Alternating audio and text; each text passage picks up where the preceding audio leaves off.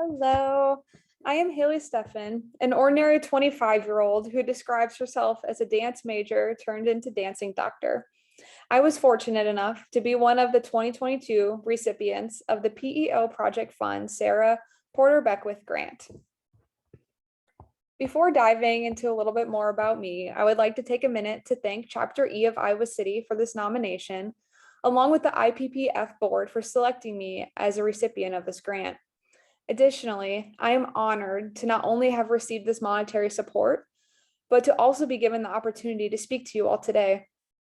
I hope that this overview of my studies, research, and interests shows you that the funds are being put to good use. I attended Luther College from 2015 to 2019, double majoring in dance and biology. Following graduation in 2019, I started my medical education at the University of Iowa Carver College of Medicine. I like to say that I have signed up for the life path of being a forever learner. While I will be graduating next year as a doctor of medicine, I will remain learning and studying for many years to come. At first glance, my life trajectory may seem unique and a little discombobulated. Allow me to explain its interconnectedness. At a young age, I discovered my love of dance through its ability to stimulate self-expression. As I grew older, I began to unravel the intricacies of that previous sentence. I discovered that dance allowed for personal discovery in one of the most innate forms. With only the prop of one's own body, a lifetime of feelings, pains, and questions can be expressed and witnessed. I found a passion by watching women of various ages work through life's complications through everyday movement. In my later years at Luther College, I had the opportunity to live with the Maasai tribe and experience the medical atmosphere in the Bomas of the Tanzanian Valley. During this time, I was able to witness generations of women traveling miles on foot to collect water for their family. I saw the same individuals' expressions sadden as their husbands returned for the night, while their children simultaneously clung to their limbs for protection. By pure observation of these common movements and expressions, I was able to decipher much and formulate additional questions. I think there's a lot to be said for our bodies unconsciously expressing what words fail to say or are too afraid to say.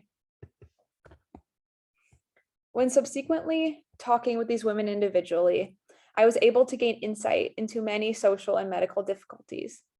Commonalities among these stories quickly emerged, including non-existent access to medical care, physical abuse by husbands if attempting use of birth control, and limited resources to support their large families.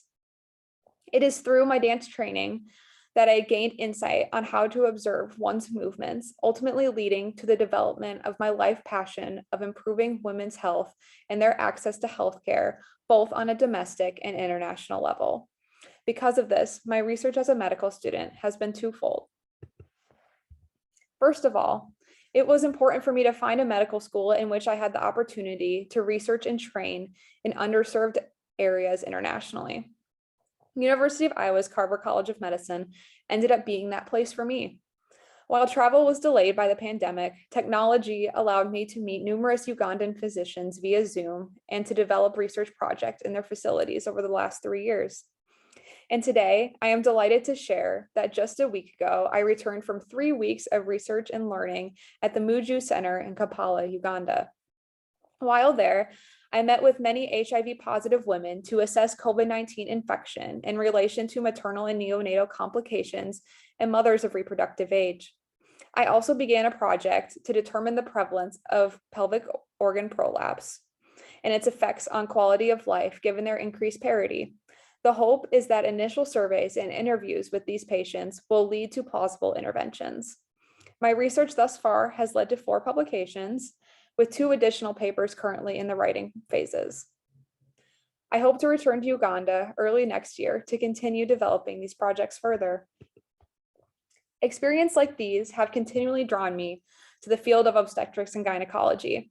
I find it fascinating that the human experience of childbirth also involves women discovering and challenging the limitations of their body, or what I like to call their dancing capabilities, in one of the most intense and vulnerable moments. The various positions that the body can take and the intentional breathing that is required are unique to the individual, yet key parts of childbirth that I feel are sometimes overlooked in today's healthcare system. Because of this, another goal of mine is to eventually open an OBGYN practice that provides free of charge movement and breathing exercises for all patients.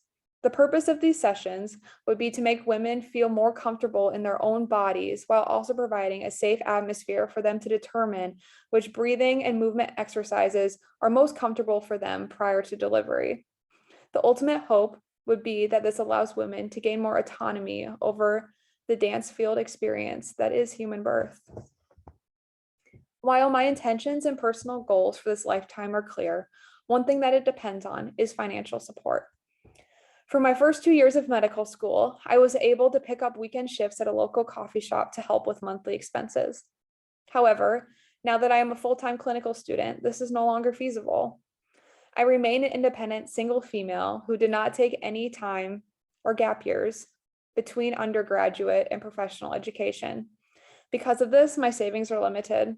I currently live month to month off student loans. I am fortunate that my parents were able to fund my undergraduate studies. However, since I'm the oldest of 4 siblings, I am on my own for additional schooling expenses.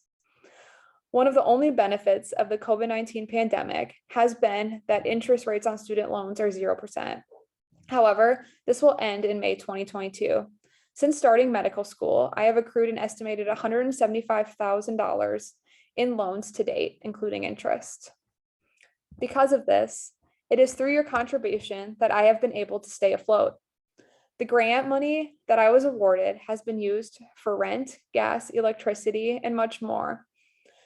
By helping with monthly expenses, this grant has in turn alleviated the cost tension surrounding my continued research endeavors in Uganda. It is important to note that after medical school, I will continue my learning for an additional 4 to 5 years prior to starting a full-time job. I firmly believe that this world needs more women helping women, and I plan to do that through the intentions described today. Please know that your contributions are helping further develop this dancing doctor into her full potential. I promise that she will continue striving to make each day better and healthier for women all over the world by embracing a lifetime of learning. Thank you for your time and support. And here's a little picture of my family, and I hope you all have a wonderful day.